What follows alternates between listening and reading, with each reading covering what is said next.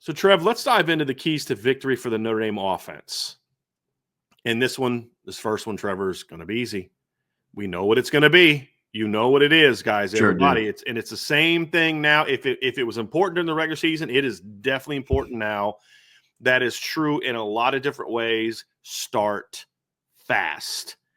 Here's the main reasons why, Trev, as I kind of kick it to you here. Number one, you've got to shake off some of the time off rust from not having played a game in 3 weeks. That's number one. Getting back into an early rhythm on offense, number one.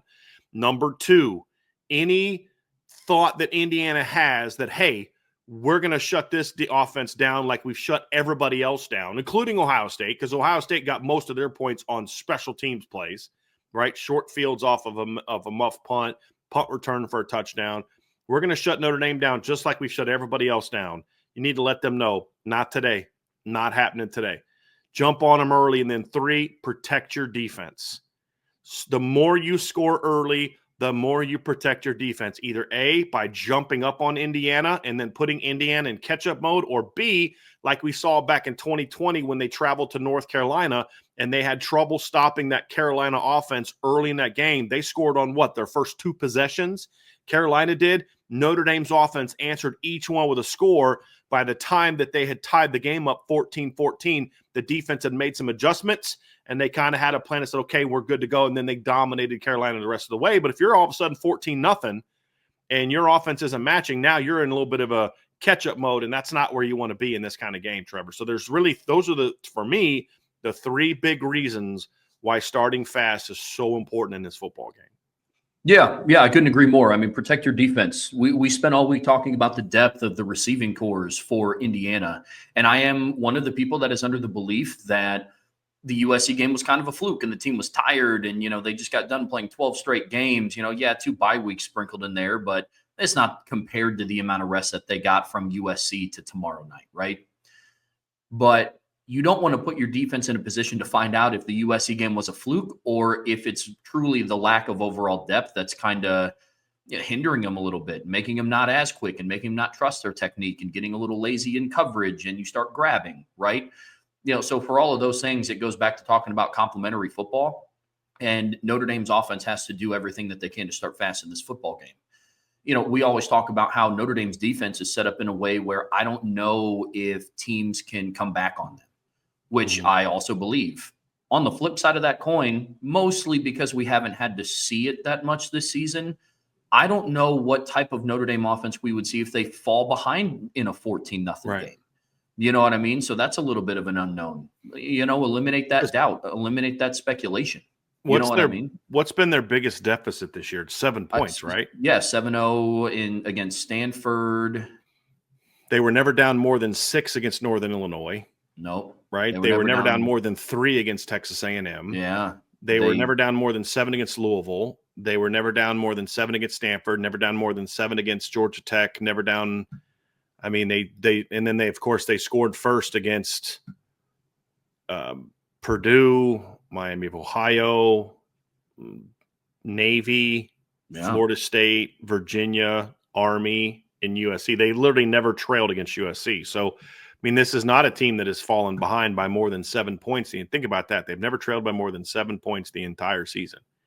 So, yeah, but that's also why you start fast, because you don't want to have to find out how you'd play in that type of scenario.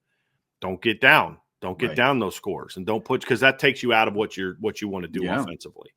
That's the other thing too, Trev, is you start falling behind early and that team jumps out on you, and all of a sudden that whole let's run the ball and control the tempo and control the game, all of a sudden that becomes a little harder to do, because now all of a sudden possessions are going to be a little bit more limited for you. Yeah, and one of the reasons why Notre Dame's offense has been so dangerous this year, one of the reasons why they averaged 39.8 points per game, is because they have worked off of their own schedule, right? Like they dictate the pace of that game offensively. And if you put them down 14-0, I think it's going to be a different, depending on when that is, right? But most of the time, teams, when they go down by 2 scores, don't just typically come out and run the same style of offense. So the only other thing that I would add to start fast is it is a home playoff game. Use that to your advantage. You want to start fast and you want to get the crowd into it early and keep them rowdy. You start fast, man. I mean, I am a big believer that I think crowds can affect the not necessarily the execution of the game, but crowds do play a factor. And Indiana's walking into, from a stage perspective, the biggest game that they have played in, right? Arguably as a program. Ever. Right. And so, teams have struggled coming in here and playing at nighttime. You look at Ohio State last year, you look at what Clemson's track record is coming to South Bend playing at nighttime, and so this is not an easy place to go in and win. You have Michigan 2018 comes in and they have to play Notre Dame at a 7:30 kickoff. This is a tough environment to play at nighttime. You want the crowd to be in it. Start fast. Start fast. Trevor, I mean, you said you were at the USC game last year, correct? Mm-hmm. I mean, you remember how crazy that place was when Xavier Watts picked off that first pass, and then when they punched that first drive into I think that was Jabron Payne caught that ball behind him. Great catch by Jabron Payne, and got the ends. I mean, that place was wild after that. I mean, people say, Notre Dame doesn't get loud enough consistently because the Notre Dame crowd doesn't get super as fired up about beating Miami of Ohio as they do Miami, Florida. Sure. Okay, then fine. Then give them reasons to be more excited in those games. But like in these type of environments, this Notre Dame crowd, you give them a reason to get excited, they're going to have your back the whole game. Oh my goodness! And starting fast is going to be a big part of that. Oh yeah, man. I mean, I go back and think about that blocked punt for a touchdown in 22 against Clemson. It was pretty quiet at that point in time. Yeah, because it was a slow game up to that point in time. I mean, Notre Dame had punted, Clemson had punted. And that was, I believe, the first score of the game for either team. So, but from that moment on, like the crowd was a lot more jazzed up. I guess is a way of putting that, Trevor, because that didn't happen till about middle of the first quarter, right? Second or third possession, and then Notre Dame doesn't score again until late second quarter. But that crowd is there for you, man, the rest of that night. And starting fast also, so we're clear, is not scoring your first possession and then box checked. It's keep it going, keep it going, keep it going, keep it going. Those are the things that you're going to need to do. That's what a start fast is. It's putting, when you get the ball, you're putting points on the board. When you get the ball, you put points on the board. You get the ball, put points on the board. That's what starting fast means. It's not just scoring on your first drive, because they scored on the first drive against Northern Illinois. Hey, 7-0 ball game. Nope. Need a lot more than that to win that football game. And Right. it's going to be true against Indiana as well. You're going to need more than your opening drive touchdown if that's what happens to win this football game. So how do you do that, Trevor? What are the things that lead to starting fast? Well, number one, Notre Dame has to establish the line of scrimmage. And I know what fans are going to say, I've got to run the ball. That's part of it. It's part of it. But it's much bigger than that. Establishing the line of scrimmage is vitally important in this game. You're facing a very good front seven from Indiana that also has two very good inside linebackers. If you let them play a downhill game, if you let them beat you off the ball, if you let them get up into your pads, if you let them stalemate you, that's what they want. If you don't handle the line games, the twists, the stunts, you don't get the movement that you need as a football team, they're going to slow you down and force you to punt the football or force you into mistakes. You have to dominate the line of scrimmage. One of the biggest changes we have seen from Notre Dame in September to Notre Dame now has been a team that is much more willing and able to take the fight to the opponent, and it starts up front. Yes, it includes running the football, but it's not just running the football. It's about establishing dominance. It's about, we're going to push you around. We're going to move you off the ball. We're going to engulf your linebackers. We're going to get you on your heels to where you can't come this way. We are going that way. The goal and objective of the offensive line is to reestablish the line of scrimmage in your favor. So if the line of scrimmage is here, you don't want to hit and stalemate. You don't want to get hit and move back. It's to hit and move forward, get that vertical push. When they do that, these backs will take the game over. But if they're going to win this game in the way that they need to win this game, in the fashion that we want to maybe see them win this game, you have to control and dominate the line of scrimmage, establish the line of scrimmage. And then that carries into the pass game as well, Trevor. Part of dominating and establishing control of the line of scrimmage is also giving Riley Leonard time to throw the football. It also means that, look, if your receivers are doing their thing, but you're not giving him time to throw, then this offense won't be able to maximize their potential. Because if Indiana wants to, they can say, hey, look, you're not going to run the ball effectively on us. We're going to put 8 guys in the box, and we're just going to load you up maybe 9 guys in the box at times, and you're not going to run on us. And good teams can take that away if you want to. So then you've got to make sure you're establishing a level of dominance up front that gives Riley Leonard time to throw the football, that lets him get the ball downfield and say to Indiana, this isn't a good idea. This isn't going to work for you the way that you think it does. So, yes, it'd be nice to come out and run the football. They need to establish the line of scrimmage, get the running game going. You're going to have to run the football at some point in time, but it also involves handling the line games, giving your quarterback time to play.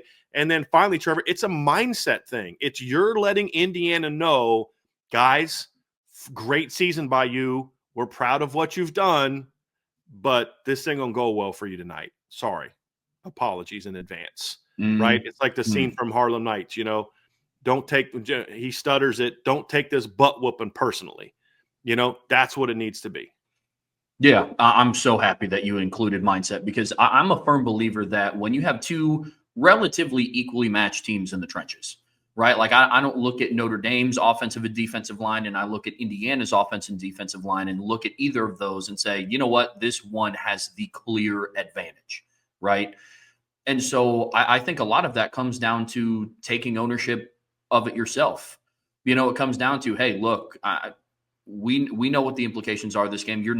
This is our line of scrimmage, right? In the run game, it's like you're not going to get penetration into the backfield. You're moving backwards. Your first step is going to be backwards no matter how much you try to go forward. And then in pass protection, it's like, hey, I'm a firm believer that pass protection comes down to a little bit of pride. It's like, hey, you're just not touching 13 tonight. Sorry. Don't know what to tell you, and so I'm really glad that you included the mentality, because I agree with everything that you said 100%. Not much more to add there, but the mentality piece for me is huge. When you have two equally talented, equally as accomplished offensive line and defensive lines across the board, it comes down to a mindset for me. Well, the other thing too, Trevor, is it's also key to winning situational football games. You want to be great on third down, got to be great up front. Got to control the line of scrimmage, right? 3rd and 2. Okay, yeah, your running back. We know you don't got to give your running backs that much of a crease, but you got to give them something. And if you do, they're gonna move the chains, right? At 3rd and 5, give quarterback time to throw the football. If you do, this offense is going to keep rolling. Guys are going to get open. They're going to complete balls, and they're going to move the chains. Get into the red zone. Need touchdowns, not field goals, right? Well, yeah, the backs and the skill players, but you got to give the quarterback time to throw. You got to open up run lanes for the quarterback and for the running backs. It really comes down to that. This has got to be – it's Notre Dame, man. Marcus Freeman has said we want to be a line-driven football program. Well, the playoff, the postseason is when you show that. That's when you say, okay, if this is who we're going to be, then it has to come out now.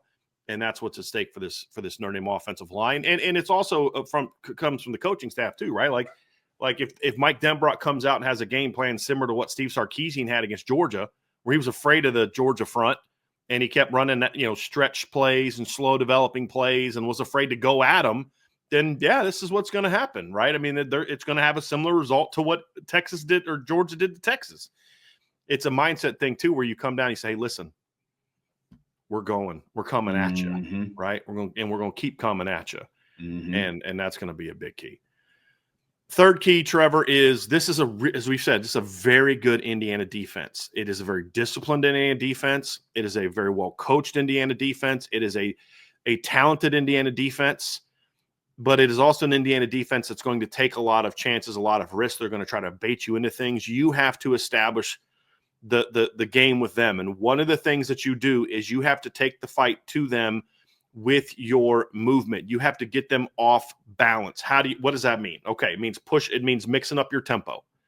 Sometimes you may want to come out and you're in perfect play type of mode, right? Like there's two ways to attack a team. One is we're trying to get into the right looks with the right movement, with the right motions to gain leverage advantages, to gain numbers advantages, to gain personnel advantages, to where we can get into perfect play scenarios, right? Where it's about, we may go, 5 plays and 60 yards, and it's going to take 3-4 minutes, right? Because we're about perfect play execution. And we're trying to use movement, motions, and shifts and things like that to gain those. That needs to be part of what Notre Dame does. The more you motion and shift, the more that they have to communicate and talk and make adjustments and shifts, and the more likely because of how much movement they do and how much line games they play, if you snap the ball and you catch them while they're in the middle of communication because you're moving and shifting, guess what? You got a chance to gash them and to hurt them. And then, okay, so what's their answer to that? Okay, well, we're gonna have to make sure that we're doing a little bit less right? And so that's one way to do it. The other way to do that is tempo. Mix up the tempo. So one drive you come out and you're in perfect play type of scenarios, right, where it's about numbers, leverage, and all that. The other time is we're going fast. They got to line up fast. They got to get the call in fast. They got to communicate fast because we are going. And so what happens is in these situations is you as a defense, when you get a team that is doing all those things, you have to go with more base calls. You can't play a lot of the games that you like to play because the team is because they're just having too much success with their movement, with their tempo. If you're just getting the call in and you're lined in a deuce formation or a doubles formation or a trips formation and you're just looking at it, get lined up with moderate pace and you're getting a call and then you line up and then you go and then you look back and then, okay, we want to run that. And they've been able to look at your 3-by-1 formation for 20 seconds. They're going to have everything in that they want to have in. Every check, every line game, every shift, everything that they want to do. All of a sudden, you do that and then boom, we're shifting. And when we shift, we're going fast. They've got to now communicate and make calls, and those are things you need to do. So getting them off balance with your tempo and with your movement is a big part of this game, Trev. Yeah, you talk about situational football, and I'm a big fan of tempo around situational football. Like I love it around third down. I do. Don't give the defense a chance to adjust if you're in 3rd and 4. Give them an opportunity, give your offense an opportunity to get up to the line of scrimmage with a play call already in mind. Obviously with a check in there, depending on how the defense lines up to it. And then I'm also a huge fan of going tempo right after picking up a first down, because first down after first down after first down is demoralizing for a defense. So, that next first down opportunity is a chance to kind of, gather themselves a little bit, catch their breath a little bit, get right back up to the line of scrimmage and have a play ready to go. Keep them off balance. This is a very, very disciplined defense. They're very experienced. They've played a lot of snaps. So you got to do everything that you can in your power relatively to get them off balance, right? Like there's nothing that Notre Dame can do from like a schematic standpoint to like make IU have less snaps and less experience. You know what I mean? But do everything that you can to get them as off balance as they can, because Notre Dame has shown that they are a very explosive offense with 2 home run backs in the waiting. And very similar to how we talked about IU's running backs yesterday, about how, if a linebacker misses a gap assignment and, Ellison or Lawton will cut it back, into the B gap and they're gone for 10 to 15 yards, 15, 20 yards maybe. You do that against Jadarian Price and Jeremiah Love, I mean, they're doing the touchdown dance. You know what I mean? So do everything that you can to keep that team off balance. Tempo is a great way to do that. Misdirection, motion, use motion to your advantage when trying to create matchups. I've been huge on this all week. Slot receivers and tight ends against their linebackers is a mismatch. It is. Do everything that you can to get them involved. So another thing that factors into keeping them off balance is Notre Dame has not always been a team that attacks all the levels of the field. They'll attack inside out with their run game, or inside with their run game, outside with their quick RPO game. They'll attack, hitches and stops and comebacks and options and things like that, but they don't attack all levels of the defense, the short, the intermediate, the deep. One thing that I think you also have to do against Indiana, especially early, is be willing to attack them, yes, with some misdirection type, counters, using jet motions on your inside zones to maybe get their eye discipline a little bit off. If they don't react to it, then hand the ball off to Jaden Harrison or Jaden Greathouse. You know what I mean? If they're not going to respond to it. But like those things matter too. But you also have to be willing to attack all the levels of the defense, right? And you have to be able to, move one way and throw back the other way, or things along those lines, using your screen game. Those are all things that you can do to keep this Indiana defense off balance, because if they're able to just get a read on what you're doing and come at you, they're going to have success. Because this is, look, and I know it's Indiana, and then they got a bunch of group of guys. I'm telling you, this is a good football team. And if you just kind of line up and say, hey, we're just going to run this out of this formation, and you kind of know what's coming, I dare you to stop it. Guess what? They're going to find ways to stop it, right? I mean, you're going to have to do things to get them off balance, and that's going to be a key for this Notre Dame football team. Last key to victory for me, Trev, and this is a big one. Obviously, you're going to talk about the running backs, but at the end of the day, Riley Leonard's got to play well in this game. And so it's important for Mike Denbrock to come out early in this game and say, we've got to get Riley Leonard going early. We got to get him to an early rhythm. Riley has tended to, not always, but a lot of times, Trevor, if he starts well, you're cooked. If he doesn't start well, he tends to put a lot of pressure on himself, and that can lead to more mistakes. When Riley comes out and he gets into a nice early rhythm as a thrower and a runner, then you're in trouble. You're in big trouble. So having a game plan that lets Riley get into a nice early rhythm with his reads, with his decision-making, with his accuracy, and mentally, then that's how the offense really rolls. So I think that's my final key is you got to figure – you have the game plan that lets Riley come out and get into a nice early rhythm and gain some confidence. And if you can do that, your offense becomes far, far more dangerous.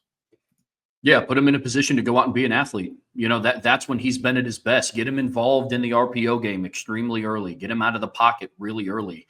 Because we know who Riley Leonard is. We watch him for 12 straight football games. He's not going to just start the game by dropping back and dicing your defense apart for, 60 minutes, right? And so Denbrock and his team is going to have to do a really good job of finding ways to get him into a rhythm early.